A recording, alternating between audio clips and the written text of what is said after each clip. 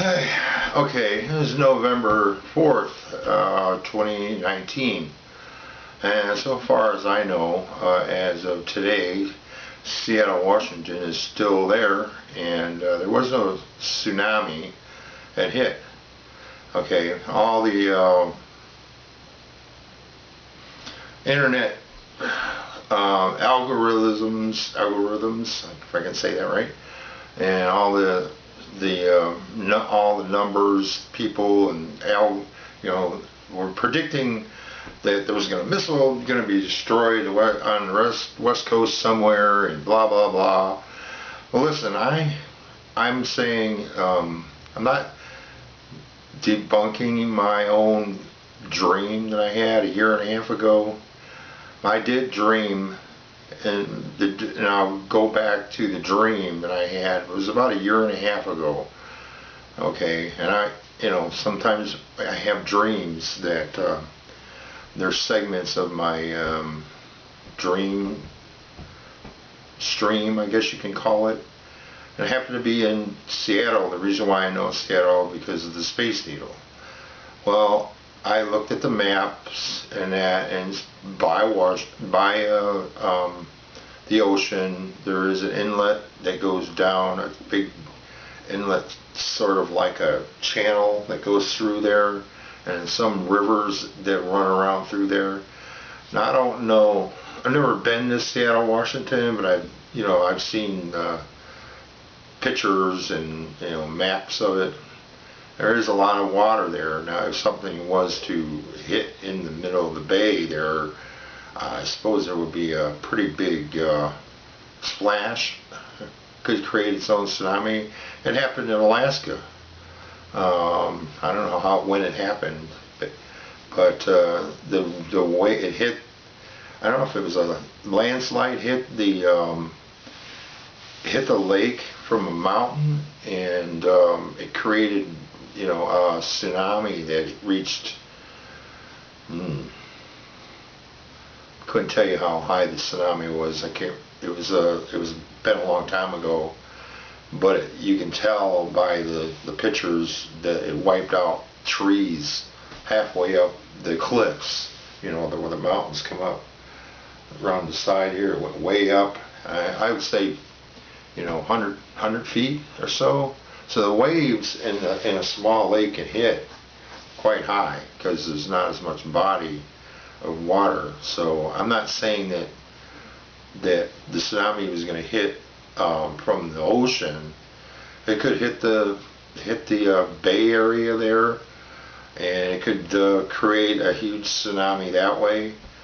All I remember in my dream is that I remember seeing the city was being taken by a wave, and the wave cascaded out along the waterways. And where I was at in the waterways was the fact that I remember the people were clinging to whatever they could to stay alive, and everybody was floating down the river. I remember it just seemed like a river to me. And it was a channel or something, but all I remember is that people were trying to get to the high ground. There were dead bodies floating in and debris everywhere floating down, because the current was pushing everybody so fast, and people were just struggling to get onto something, and I remember helping people get up on where I was at, and it was scary, seeing it happen. It was during the daytime.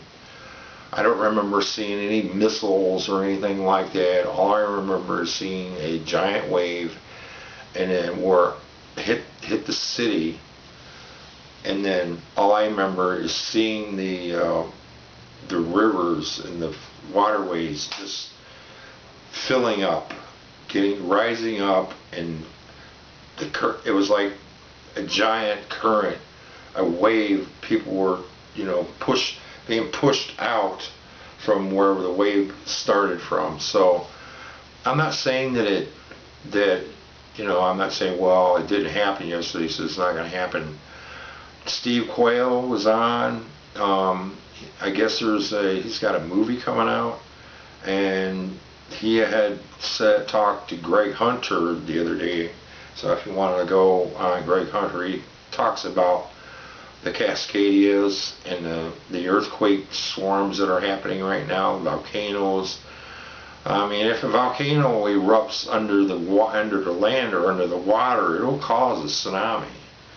You know, if the land rate, look what happened in Sri Lanka, or back in 2004, where the earthquake hit, rose, out in the Indian Sea or Indian Ocean, I think it was, back in those islands, and it had, 250,000 people died that day.